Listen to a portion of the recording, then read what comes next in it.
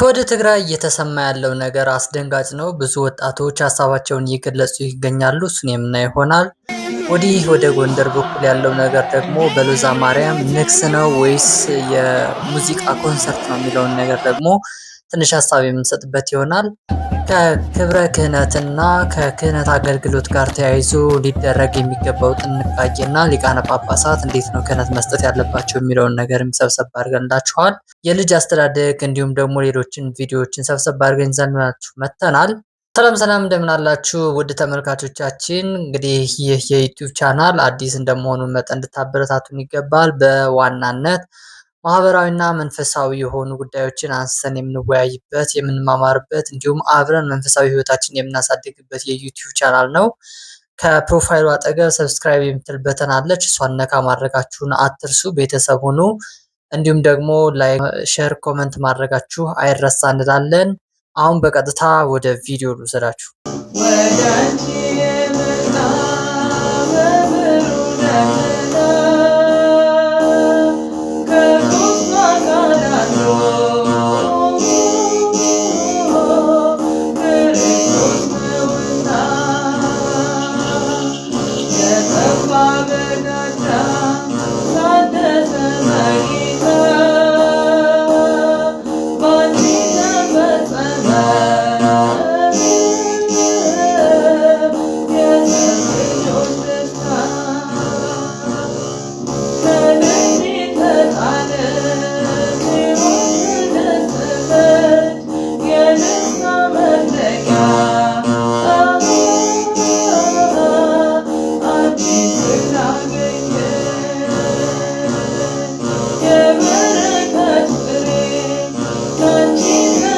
ያሰማልን ብለናል እህታችን። እንግዲህ ልጆች በእንደዚህ አይነት መንፈሳዊ በሆኑ ሁኔታዎች ብናሳድጋቸው ምን አይነት ልጆች ሊሆኑ ይችላሉ የሚለውን ነገር እያሰብኩ ነበረ። እውነት ለመናገር ወላጆቻችን በእንደዚህ አይነት መንፈሳዊ ህይወት ቢያሳድጉን ኑሮ ምን አይነት ልጆች መሆን እንደምንችል አሁን ላይ መገመት አያቅትም ማለት ነው። ልጆችን በተለያዩ ጌሞች፣ የተለያዩ ነገሮች፣ ሙዚቃዎች የሚመስሉ ነገሮች እየከፈቱ ከማሳደግ እንደዚህ አይነት ነገር በገና እየደረደሩ የውዳሴ ማርያም ጩኸትን እየጮሁ በአንድ ላይ ማሳደግ የተሻለ ነው ብዬ አስባለሁ። ለነገ መንፈሳዊ ህይወት መልካም የሆነ ልጅ ለማግኘት ከስር ጀምሮ መስራት አለብንና ጥሩ ነው ብዬ አስባለሁ። አሁን አንድ ጴንጤ መጥቶ ድናል ቢላችሁ ምንድን ነው የምትሉት? ድናል ቢላችሁ አሁን ምንድን ነው የምትሉት? ምንድን ነው መልሳችሁ? አሁን ድናል አልዳንክም፣ በቃ መልስልኝ፣ በኢየሱስ ታምናለህ ይላል። አምናለሁ ትላለህ። ድናል አልዳንክም ቢላችሁ ምንድን ነው የምትሉት? ሶስት ነው መልሱ አይደል እንዴ? ድነናል፣ እየዳን ነው፣ እንድናለን።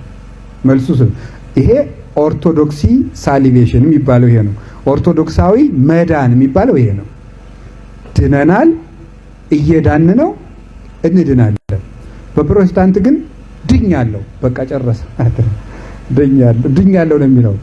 ግን ዮሐንስ ወንጌላዊ ራሱ ልጆች ሆይ መጨረሻችን ገና አልታወቀም ነው ያለ። እንደዚህ ያለ ትዕቢት ማን እንዳመጣባቸው በጣም ያስደንቃል።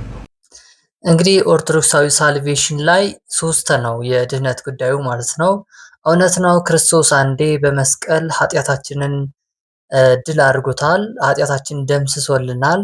ያ ኃጢአት ግን በቀራንዮ የተደመሰሰልን ኃጢአት ጥንተ ተአብሶ በሚባለው ኃጢአት ወይም በመርገም ምክንያት የመጣ በዘር ውርስ የሚመጣው ኃጢአት ነው ቀራንዮ ላይ ያስቀረልን ማለት ነው። ከዛ በኋላ ለንጽህና ለቅድስና አዘጋጅቶን አጠንክሮን ነበረ የሄደው።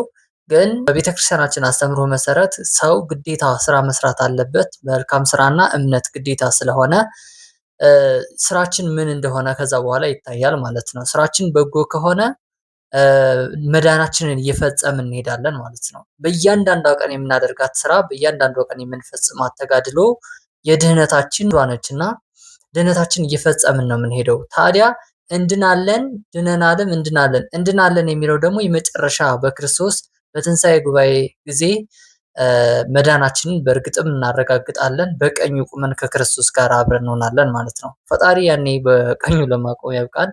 እና ድህነት አንድ ጊዜ ብቻ የሚፈጸም ነገር አይደለም። እውነት ነው፣ ያኛው በቀራንዮ የተፈጸመ ድህነት አለ። ከዛ በኋላ ደግሞ የኛ የየቀን ንጽህናና የየቀን ቅድስና ስራዎች ያስፈልጋሉ ማለት ነው። ቃል የተሰማልን ብለናል መምህር። ምንም ማድረግ አልቻልኩም። ግን ቀሚሱ ረዘመ መሰለኝ፣ ጫማው ደግሞ ሰፋ። እንዴት እንደማደርግ አላውቅም። ወይ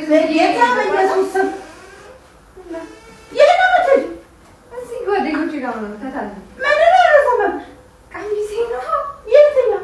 ቁንጤ አንቺ ምን ነው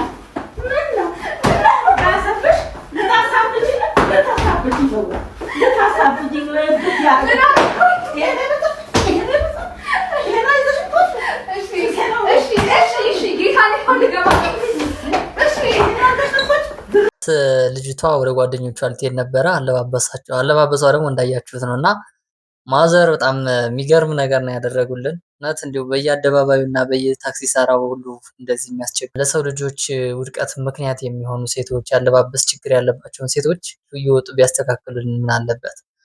እውነት ለመናገር ከዚች እናት የምንማረው ነገር አብዛኞቻችሁ እናቶች ልጆቻችሁ እንደዛ የተገላለጠ እንደዛ በጣም የተዋረደ ልብስ ለብሰው ሲወጡ እያያችሁ ዝም የምትሉ ወይ ደግሞ አበረታታችሁ የምትልኩ እናቶች ፈጣሪ ይፈረዳችኋል።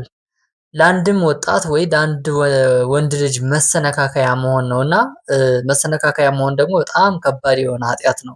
የሰው ልጅ መሰነካከያ ከሚሆን በአንገቱ ትልቅዬ ድንጋይ ወፍጮ አድርገው ወደ ባህር ቢጥሉት ይሻል ነበረ ነው የሚባል በቤተክርስቲያናችን። እና መሰነካከያ ከመሆን እንዲድኑ ከኃጢአትም እንዲድኑ እንደዚህ ብታደርጉልን። በእርግጥም አንዳንዶች እናቶች እንኳን ያው ችግር ያለባቸው እነሱ ራሳቸው ስለሆኑ፣ እውነት ግን ለመናገር እችን እናት አድንቅ ያለው ጥሩ አስተምሮ ነው። መልካም ነው።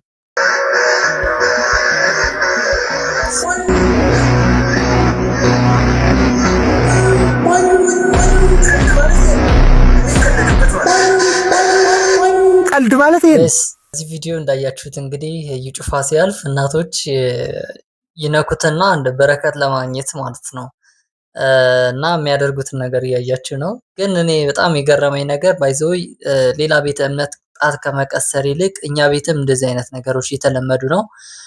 ስፔሻሊ ደግሞ በተለይ እንደዚህ አጥማቂያን ጋር እንደዚህ አንዳንድ ቦታዎች እንደዚህ አይነት ነገሮች በጣም እያየን እንገኛለን። የረገጡት መሬት አፈር ማንሳት፣ እንዲሁም የልብሳቸውን ጎትቶ መሳም፣ እንደዚህ አይነት ነገር የነኩትን ቶሎ ብሎ ሄዶ መሳም፣ እንደዚህ አይነት ነገሮች እየተለመዱ ነው ያሉትና ኦርቶዶክስ ላይ ጥንቃቄ ብናደርግ መልካም ነው ብዬ አስባለሁ። በእርግጥ የፈውስ ጉዳይ በጨርቁም በሁሉም ነገር አድርጎ ሊፈውስ ይችላል። ቅዱስ ጳውሎስም ጨርቃቸው ጥላቸው ይፈውስ እንደነበረ በሐዋርያ ሥራ በተለያዩ ተጽፏል ማለት ነው። ግን እዚህ ጋር ጥንቃቄ ሊደረግ የሚገባው ትልቁ ነገር በቤተክርስቲያናችን አስተምህሮ መሰረት ትውልዱ ተአምራትንና ምልክትን ብቻ የሚሻ ሆኖ እንዳያልፍ በጣም ጥንቃቄ ስለሚያስፈልግ እንደዚህ አይነት ነገሮች ባናስለምድ ብዬ አስባለሁ። ሌላኛው ጉዳይ አቡነ ኤርምያስ ስለ ታቦትና ስለ አንዳንድ ነገሮች የተናገሩት አንድ ንግግር ነበረ። ከሰሞኑ እንግዲህ እሱን ርዕሰ መነሻ አድርገው የፕሮቴስታንት ዓለሙ ሲሞግቱ ነበረ። ህዝብ አግዝ አለ፣ ታቦት ላይ የሚደገም ነገር አለ እያሉ ነበረ። በዛ ምክንያት ነበረ በተለያዩ እንትኖች ኮንፍሊክት ተፈጥሮ የነበረው። እስኪ አቡነ ኤርምያስ ስለዚህ ጉዳይ ምን ይላሉ የሚለውን ነገር ሲላሳያችሁ። ታቦተ ገሌ ሲሆን ብር ይመጣል ይላሉ። በቃ የመውረዳችን ምልክት ማለት ነው። አንዳንዶቹ ደግሞ በግል እንደ ዓለም እንደ ሌላ ነገር ክፍልህ ገሌ ነው፣ ገሌን ብታስተክል ታቦተ ገሌ ቢገባ እንዲህ ትሆናለህ ይባላል። አስጠንቁሎም የሚያስቸግሩን አሉ። እንዴት ነው የምንሆነው? አባቶች እስኪ ፍረዱ። ምንድን ነው በደሉ? መዋቅሩ ምን በደለ? ሌላው ይቅር፣ አቶ ገሌ ተብለው እስካሁን ይቀድሳሉ፣ እስካሁን ያሳልማሉ። እንደምሰማው በእነሱ እጅ ትቆርባላችሁ፣ ትሳለማላችሁ። ይህን የሚጸየፍ ካህን ምዕመን አልፈጠርንም ገና። እንግዲህ እዚህ ያሳያችሁ አቶ ተብሎ ሲቀድስ።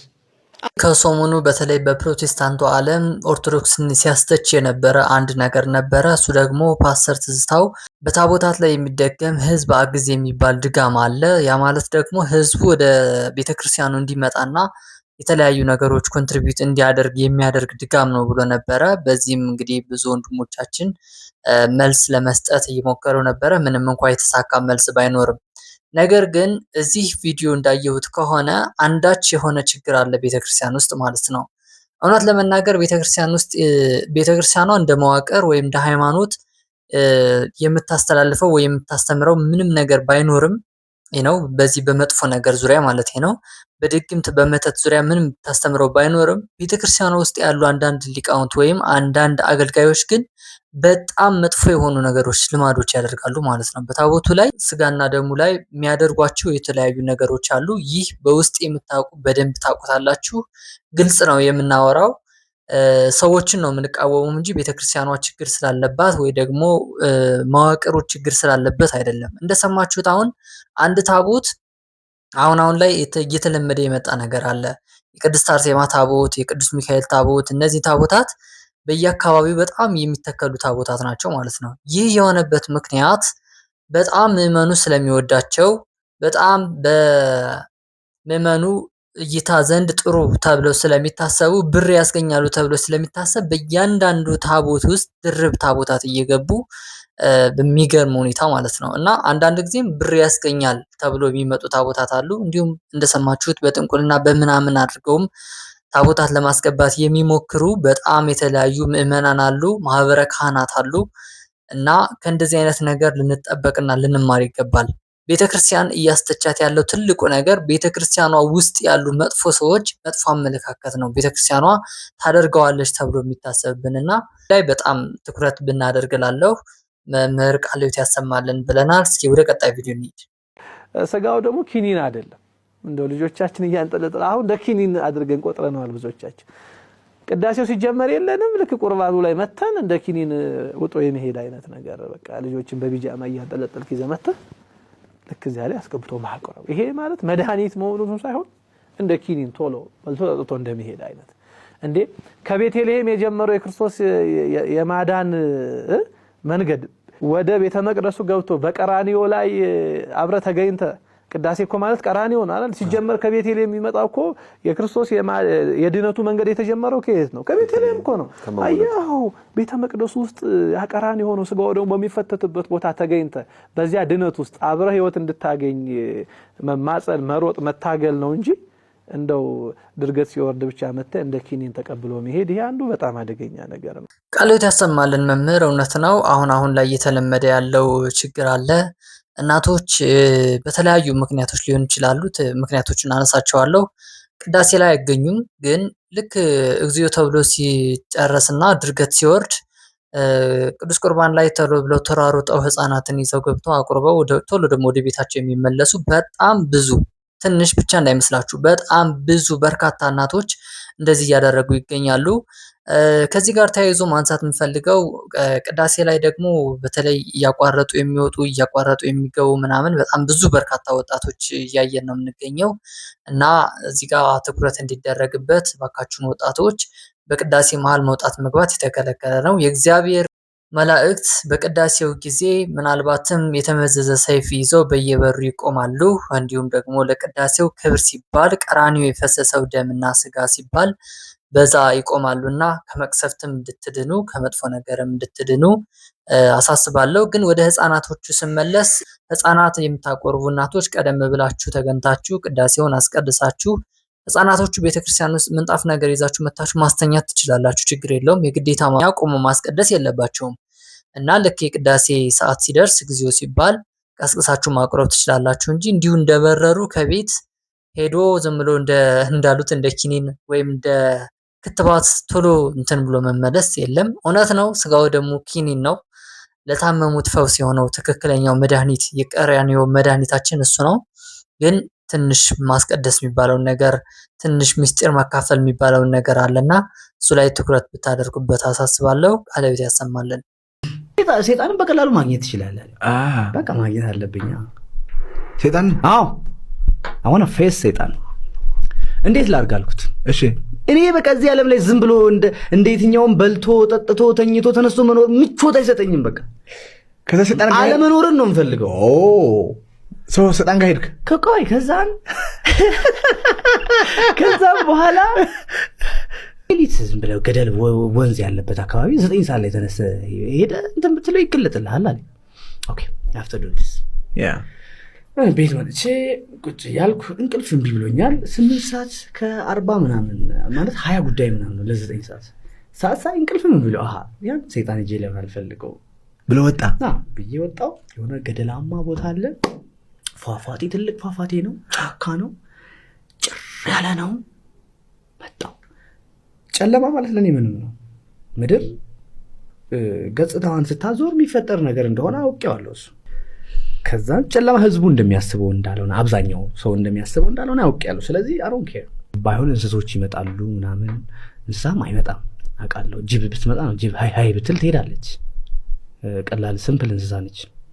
ከዛ ሄድኩኝ ወንዝ ሄድኩኝ፣ ቁጭ አልኩኝ። ዴርስ ናቲንግ፣ ፍጹም ዝምታ። ሴጣን የለም እንዴ? የለም፣ ምንም የለም።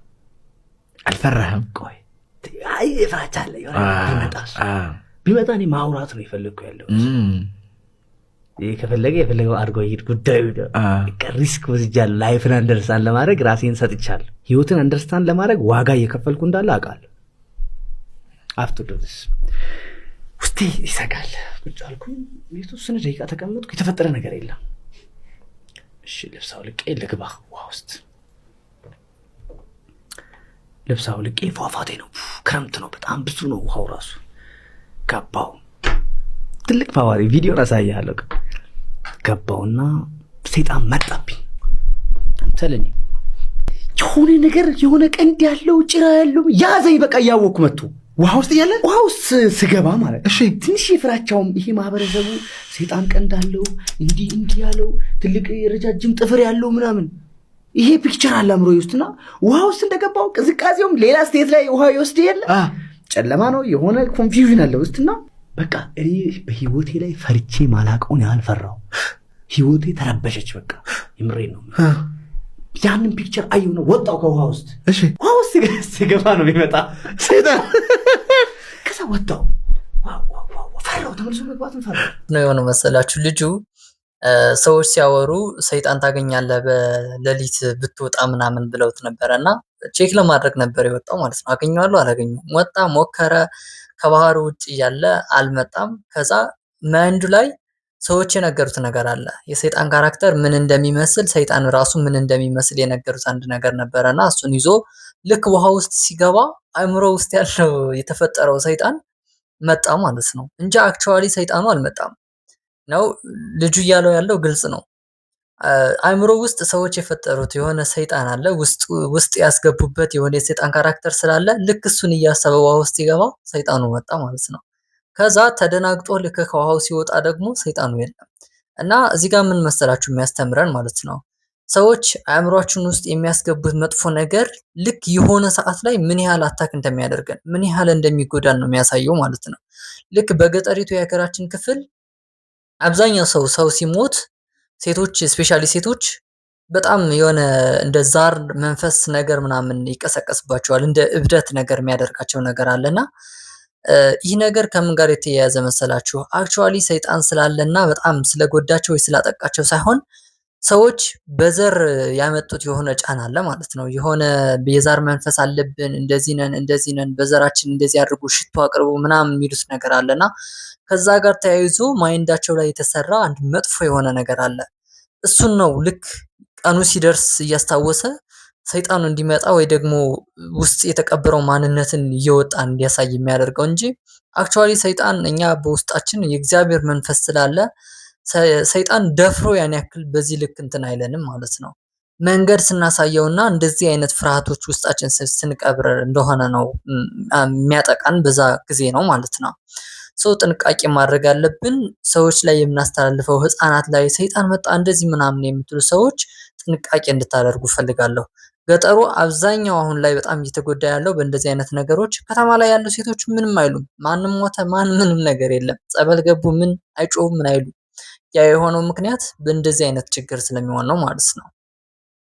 ከሰሞኑ እንግዲህ የጎንደር ጉዳይ በጣም አነጋጋሪ የሆነ ነው። ከጥምቀት በዓል ጋር ተያይዞ እንዲሁም ደግሞ ከዚህ 2 ቀን የእመቤታችን የአስተርዮ ማርያም ጊዜ ሎዛ ማርያም ትከብራለች። ሎዛ ማርያም እንግዲህ ለማታውቁ ጎንደር አዘዞ ላይ ነው የምትገኘው እና በጣም በደማቁ ንግስ ነው የሚከናወንባት በየዓመቱ። ዘንድሮ ግን ትንሽ ለየት ያለ ነገር ነበረው። እስኪ አንድ ቪዲዮ ላሳያችሁና የተወሰነ ሀሳቦች ልንገራችሁ።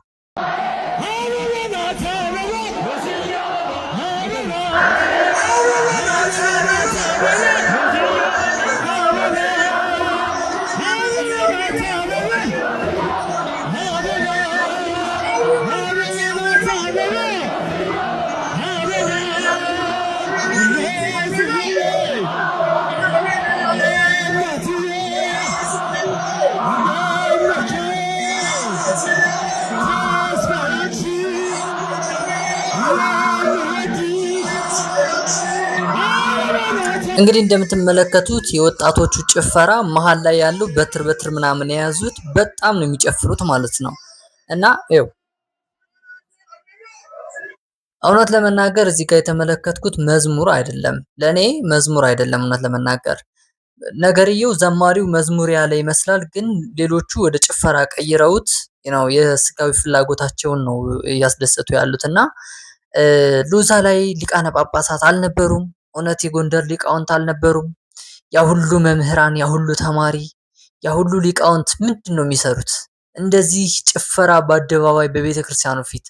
ይህ ውጭ እንዳይመስላችሁ፣ ልክ እንደ መስቀል አደባባይ ወይ እንደ እንትን አይደለም እየተጨፈረ ያለው፣ እዛው ቤተ ክርስቲያኑ ግቢ ውስጥ እና እዛው ታቦቱ ባለ በታቦቱ ዙሪያ ነው እንደዚህ አይነት ነገር እየተከናወነ ያለው። እና እውነት ለመናገር ጎንደር በጣም ብዙ ነገሮች እያስተዛዘበን ነው። ሌላ ቦታ የለም ማለታችን አይደለም። ጎንደር ጎንደር ስንል ግን ጎንደር ላይ ያ ሁሉ መምህራን፣ ያ ሁሉ ሊቃውንት፣ ያ ሁሉ የሃይማኖት አባቶች እያሉ እንደዚህ አይነት የወረደ ነገር በታቦቱ ሕግ ሲፈጸም በጣም ያሳዝናል። እንደ አንድ ኦርቶዶክሳዊ አማኝ እውነት ለመናገር በጣም አዝኜበታለሁ። ብዙዎችም ሀሳብና አስተያየታቸው እየሰጡበት ነበረ። አንድ ነገር ያሳስበኛል ሁልጊዜ ማለት ነው። እኛ ኦርቶዶክሳውያን ስንባል ሙዚቃ በጣም በጣም እየወደድን ያለን እየመሰለኝ ነው አሁን ላይ ዘፋኝነትን ወይ ጭፈራን ወይ ደግሞ እንደዚህ አይነት ነገሮች በጣም ኦርቶዶክሶች እናበረታታለን። ይህ ግልጽ ነው። እኔ በበኩሌ አንዳንድ ሰዎች ሳናግር እንደዚህ የሚሉ ሰዎች አሉ።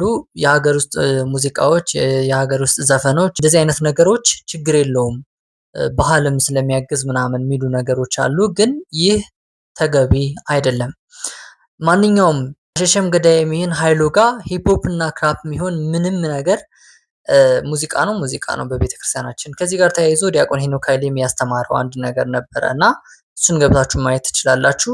ሙዚቃ አናበረታታ። እውነት ቤተክርስቲያናችን በዘፈንና በዳንኪራ በምናምን እየታወቀች እየመጣች ነው እና ቤተክርስቲያኗ የምታስተምር ይመስል እንደዚህ ምዕመናኖች እባካችሁን ትኩረት እናድርግ። እንዲሁም ደግሞ የቤተክርስቲያን አገልጋዮች እያንዳንዱ የቤተክርስቲያን አገልጋይ አንዳንድ ምዕመን መቀየር ብንችል በራሱ ትንሽ ለውጥ እናገኛለን እና እንደዚህ አይነት ነገሮች አናበረታታ። ከዚህ ጋር ተያይዞ ከእስኪ አባ ገብረ ኪዳን የተናገሩት አንድ የሚገርም ነገር አለ። እስኪ ልንገራችሁ።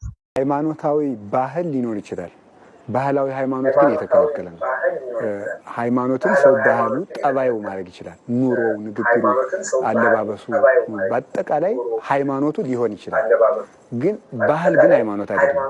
ጌታችን ኢየሱስ ክርስቶስም ወቅሷቸዋል። በዚህ አይሁድን ራሱ የሰውን ወግ እየጠበቃችሁ የእግዚአብሔርን ሕግ ትጥሳላችሁ ብሎ ጠቅሷቸዋል። ሃይማኖት ማለት እግዚአብሔርን ማየት ነው። ስለዚህ በዚህ በዓል ላይ የምናስበው እግዚአብሔርን ልናይበት ነው የሚገባ። አሁን አንድ ሰው ቅዳሴ ቀርቶ ለምሳሌ ሌሊት መንፈቀ ሌሊት ቅዳሴ ይቀደሳል ከ6 ሰዓት እስከ 10 ሰዓት ጌታችን ኢየሱስ ክርስቶስ 10 ሰዓት ላይ ስለተቀመጠ ማለት ነው። ቅዳሴ ቀርቶ መስፈን ጽድቅ አይደለም ስለ እውነት ማለት ነው። አሁን የበዓል ዘፈን የሚባላል የበዓል ዘፈን የሚባል የለም። እኔ የምናገረው የሃይማኖትን ስለሆነ እኔ የምናገረው የሃይማኖትን ነው። በየሚዲያው አሁን የበዓል ዘፈን ሊኖር ይችላል። እኔ ግን የሃይማኖትን ስለሆነ መጽሐፍ የሚለው ዘፈን ያጋንንት ማህሌት ነው የሚለው መስፈን ፈጽሞ አይቻልም። በአንድ ወቅት ኢንተርቪው ያደረጉ ስለ ጥምቀት ኢንተርቪው የተደረጉ በነበሩበት ጊዜ የተናገሩት ነው እና ይህ ተስማሚ ሆኖ ስላገኘሁት ነው ያቀረብኩላችሁ። በጣም እዚህ ንግግር ላይ ብዙ ነገሮች እናገኝበታለን። አንዳንዴ ባህል ከሃይማኖት የሚጋጭብን በጣም ብዙ ሰዎች አለን ማለት ነው። እንዲሁም አንድ ወቅት አንድ ሰው እንዲህ ብሎ ሲያወራ ሰምቻለሁ። እኔ አለ የጎንደር ሙዚቃ ወይ ደግሞ የአካባቢው የትግራይ ሙዚቃ ወይ የወሎ ሙዚቃ ወይ የጎጃም ሙዚቃ ልክ ለእያንዳንዱ ማህበረሰብ ወይም ለእያንዳንዱ ተወላጅ ለምሳሌ ጎንደር ለተወለደው ወጣት የጎንደር ሙዚቃ ልክ እንደ መዝሙር አድርጎ የሚያስበው ነገር ነው የሚመስለኝ ብሎ እየተከራከረኝ ነበረ እና ይህ በጣም ፈጽሞ ስህተት ነው ከቤተክርስቲያን አስተምሮ አንጻር ማለት ነው። ሃይማኖት ራሱን የቻለ ነው፣ ባህል ደግሞ ራሱን የቻለ ነው። ምናልባት ሃይማኖት ለባህል ኮንትሪቢዩት የሚያደርገው ወይም የሚሰጠው አስተዋጽኦ ይኖራል እንጂ ባህል ለሃይማኖት የሚሰጠው ነገር አይኖርም። እና እዚህ ጋር ተያይዞ በጣም ብዙ ቤተክርስቲያን ውስጥ የምታጸዳቸው ቤተክርስቲያን የምታስተካክላቸው ነገሮች ይኖሩብናል። ከመጠጥ ከዘፈን ጋር ተያይዞ እውነት ለመናገር የቤተክርስቲያኗ ትልቁ ድክመት ነው ብዬ አስባለሁ። በእርግጥ መምህራን በእንደዚህ በተለያየ መንገድ ያስተምራሉ። እነ ዲያቆን ሄኖክ ኃይሌ የተለያዩ እነ ዲያቆን ዮርዳኖስ አበበ በጣም ብዙዎች ስለዚህ ጉዳይ ተናግረዋል። ግን የኛ ምዕመን አይሰማም። መቼ እንደምንሰማ ደግሞ እግዚአብሔር እውነት አስተዋይ ልቦና ይስጠን እንላለን። እስኪ ወደ ሌላ ቪዲዮ እንሂድ።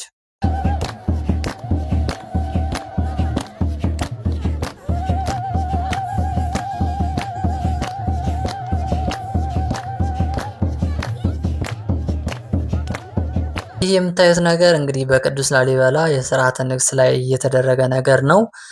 ይህም አንድ የባህል ተጽዕኖ ያመጣብን ነገር ነው። አሁንም ከጭፈራው አልወጣንም።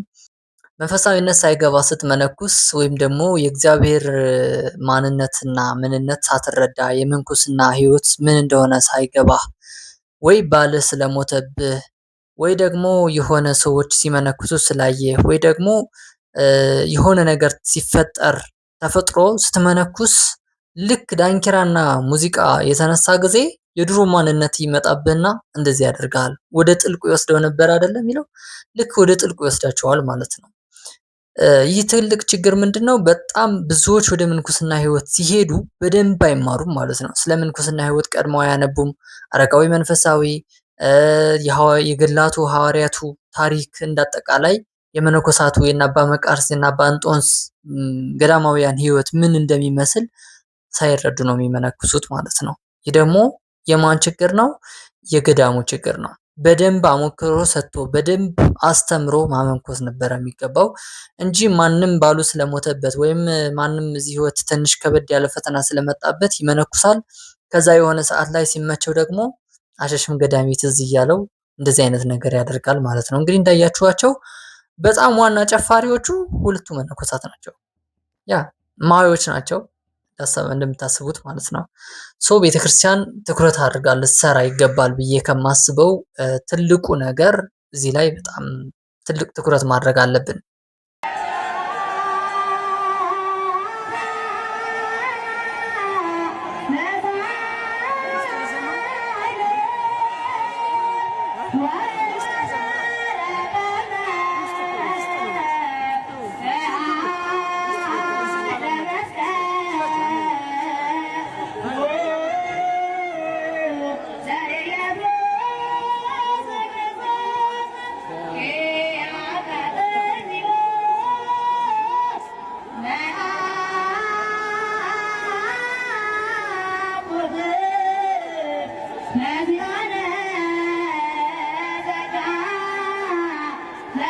የተመለከትኩት እንግዲህ ይህ ልጅ ቅዳሴ መጨረሻ አካባቢ ያለውን ፓርቲ እያለ ነው የሚገኘው እና አሁን ላይ ትልቅ ችግር እየሆነብን የሚገኝ አንድ ነገር አለ። እሱም ደግሞ ሊቃነ ጳጳሳት ህፃናትን ስልጣነ ክህነት ወይም ደግሞ ክህነት ሲሰጡ የዲቁና ማዕረግ ሲሰጡ ማለት ነው ያስተምሩ በደንብ ሳይማሩ ምንም ነገር ሳያውቁ ክህነት እየተሰጣቸው ነው። ያችን ስርዓተ ቅዳሴ ብቻ ስለተማሩ ክህነት እንዴት ነው የሚሰጠው የሚለውን ነገር አነጋጋሪ እየሆነ ነው የሚመጣው።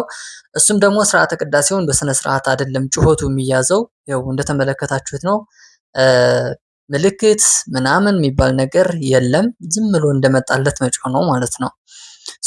አሁን ላይ ትልቅ ችግር እየሆነብን ያለው በተለይ ደግሞ ዲያቆናት ስርዓተ ስነ ምግባር የሌላቸው እንዲሆኑ ፀጉራቸው የተንጨፋረረ ፑል የሚጫወቱ በየሰፈሩ ኳስ እንደፈለገ የሚደግፉ ቤተ መቅደስ ውስጥ ላይቭ የሚገቡ እንደዚህ አይነት ዲያቆናቶች ያፈራ ነው ትልቁ ችግር። ስለ ስርዓተ ቤተክርስቲያን ሳይማሩ ስለ ሚስጥረ ስላሴ ሳያውቁ ሳይረዱ ስልጣነ ክህነት የምንሰጣቸውና ቶሎ ብለን መስቀል የምናስጨብጣቸው ወጣቶች እንግዲህ እንደዚህ አይነት ነገር እየሆኑብን ነው የሚገኘው። ምን አለበት ሊቃነ ጳጳሳት እንደኛ ሀገር ሆነብንና ትልቅ ችግር ሆነ እንጂ እንደ ግብጽ አብያተ ክርስቲያናት አሃት አብያተ ክርስቲያናት ምላት እዚህ ጎረቤታችን ግብጽ ዲያቆናቶቹ በዘመናዊ ዓለምን በመንፈሳዊ ዓለምን በጣም በደንብ የተማሩ ናቸው ማለት ነው። አሁን እኔ በጣም የሚገርመኝ ነገር እዚህ ሀገር ውስጥ አሁን ይሄ ልጅና ዲያቆን ሄኖክ ኃይሌ እንዴት ነው በአንድ ማዕረግ ሁለቱም ዲያቆን ብለን የምንጠራቸው ነው? እኔና ዲያቆን ሄኖክ ኃይሌ እንዴት ነው በአንድ ማዕረግ ሁለታችን ዲያቆን ተብለን የምንጠራው? እና ዲቁና ማዕረግ ከመሰጠቱ በፊት በጣም በደንብ መማር ይኖርበታል ሰው እንደዚህ አይነት ተማሪዎች ስለ ምስጢረ ስላሴ ስለምናምን ብትጠይቋቸው ምንም ነው የማያውቁት ማለት ነው። ከመቀደስ እና ከመጮህ ውጭ ቤተ መቅደሱ ደግሞ ልክ እንደ ቤታቸው ነው የሚያዩት። እንደፈለገ የሚወጡበት የሚወርዱበት ይሄ ህግና ስርዓት የሚባል ፈሪሃ እግዚአብሔር የሚባል ወይም እግዚአብሔርን መውደድ የሚባለው ነገር ስለሌለ ማለት ነው። እና እባካችሁን ሊቃነ ጳጳሳት በጣም ጥንቃቄ ይደረግላለሁ። እኔ ማስታውሳቸው 2 ልጆች ያሉ ሊቃነ ክህነት የተሰጣቸው ገና በ10 እንደዛ አካባቢ ነውና ምንም ሳያውቁ ማለት ነው። ስለ ቤተክርስቲያን ምንም አያውቁም። ትንሽ ውዳሴ ማርያም ተማሩ። ተውት፣ አንቀጸ ብርሃን፣ መልክአ ማርያም፣ ይሄ ዜማው፣ ሰዓታቱ ስንት ነገር አለ እኮ አርባዕት፣ አርያም፣ ክስተት ምናምን ይሄን ሁሉ ተውትና እንዲሁ ትንሽዬ እንኳን ሳይማሩ ትንሽ ዲቁና ቀጸሉ። ከዛ በኋላ ስልጣነ ክህነት ተሰጣቸው። እመኑኝ 12ኛ ክፍል ደርሰው ወደ ዩኒቨርሲቲ ሲገቡ ሁለቱም አፈረሱ ማለት ነው። ምንም ነው የማያውቁት። በቃ ስለ ቤተክርስቲያን ምናምን በቃ ትንሽ ጊዜ በጩኸት ቀደሱ። ከዛ በቃ ውድቀታቸውን የተፋጠነው እና ይህ ልጅ ወቀሳ ላቀርብበት ፈልጌ አይደለም።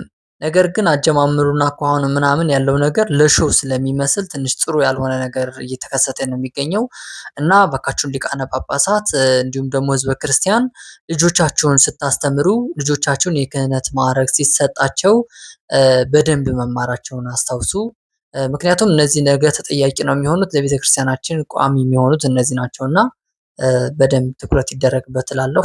ወደ ትግራይ በኩል እንግዲህ ከሰሞኑ ወጣቶች በጣም የሚያስለቅስ የሚያሳዝን ነገር እየሰማን ይገኛል። በባለፈው የረሃቡ ምክንያት ታስታውሳላችሁ። አሁን ደግሞ ድጋሚ የትግራይ ተወላጆች ወይም የትግራይ ወጣቶች ወደ ጦርነት ግዴታ ግቡ እየተባሉ ይገኛል እና ትኩሳቱ አልበረደም። የትግራይ እናቶች እንባ አላለቀም፣ እንባቸው አልታበሰም። አሁንም ወደ ስቃይ፣ አሁንም እንግዲህ ወደ መከራ እያሉ ይገኛል። እስኪ አንድ ቪዲዮ ላሳያችሁና እመለስበታለሁ።